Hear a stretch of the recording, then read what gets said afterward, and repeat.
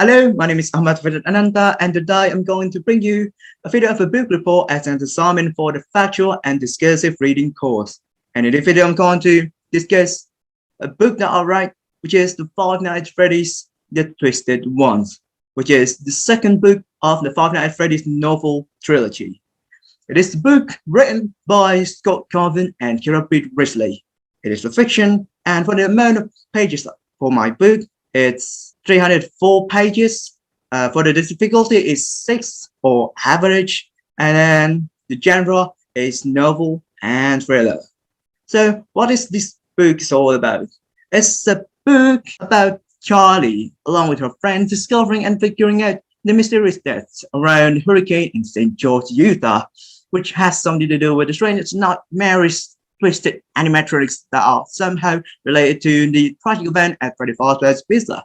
This book also tells about Charlie's urge to figure out the reason behind her twin brother's kidnapping, which has been bothering her even in her dreams. Then, why did I choose this book? Well, after previously reading the third book of the Five Nights at Freddy's trilogy, which is The Fourth Closet, if you see in the previous video, I decided to read this book to find out what happened before and what led to the assumption that Charlie, one of the main characters in the book, died in the previous book. So yeah, that's actually more reason. And let's move on to the characters now. For the protagonist characters, there are Charlie, Clay, John, and Jessica. For the antagonist characters, there are William Afton, aka Dave, aka Springtrap, aka the murder. This guy has so many aliases. Alongside the animatronics under his control, which are Twisted Freddy, Twisted Bonnie, Twisted Foxy, and Twisted Wolf. For the support characters, there are Alfie, who is the friend of Charlie, and then there's the OG Freddy's gang, bruh. And then let's just move on to the plot now.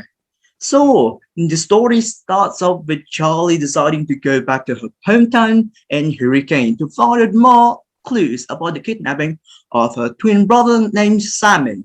She stays in the same dorm with her friend Jessica in one of the universities in St. George.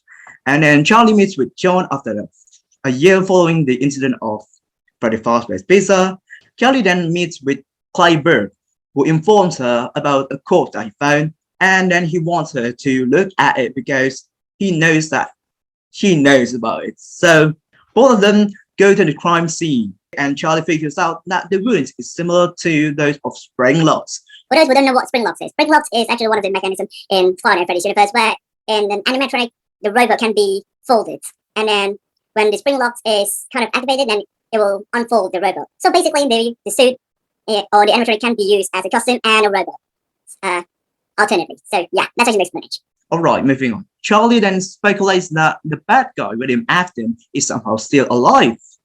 She decides to check the Freddy Fazbear's Pizza, which is actually a ruin now because it's been like demolished or something like that, but it's still like a ruin. And then yeah, and then she sort of tricks Jessica into coming with her. Inside, they too find the corpse of William Afton stuck in a yellow rabbit suit, which is kind of moldy at this point. All right, moving on to the next scene.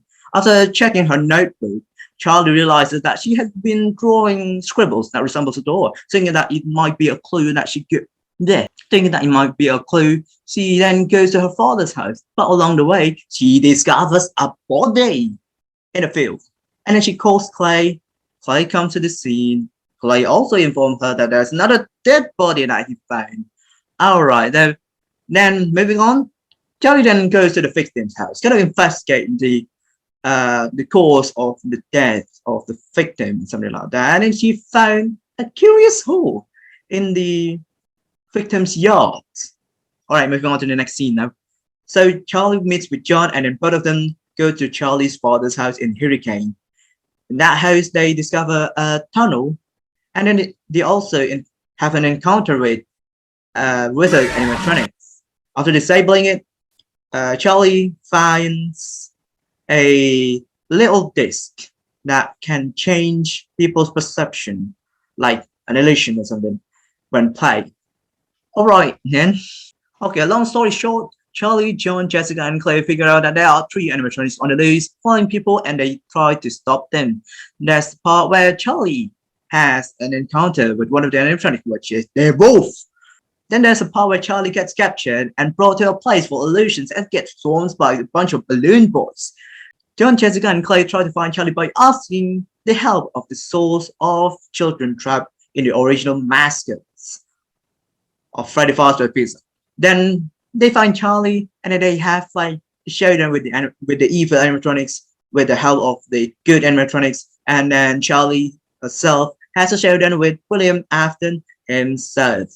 And the building collapses, and Charlie gets trapped again, and then now she gets crushed by spring locks in the chest cavity of one of the animatronics. Charlie is assumed to be dead, but at the end of the book, a woman that looks like Charlie appears, and you might actually know what will happen next in the 3rd book. Alright then. Alright, moving on to the things I want to talk next, which is what I like the best and what I like the least about this book. And it also serves as my general opinion because actually can be merged.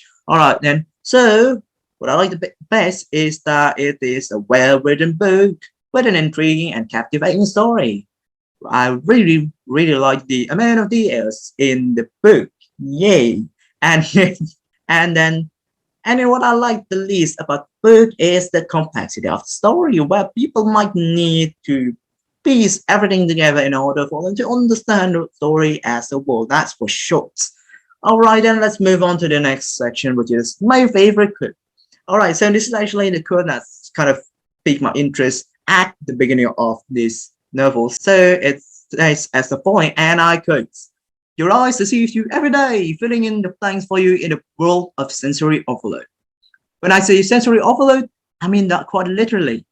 At every moment, your senses are receiving far more information than they can process all at once, and your mind is forced to choose which signals to pay attention to. It is that based on your experiences and your expectation of what is normal. The things we are familiar with are the things we can, for the most part, ignore. We see this mostly easily with olfactory fatigue. Your nose ceases to perceive a smell when you have been around it for a while.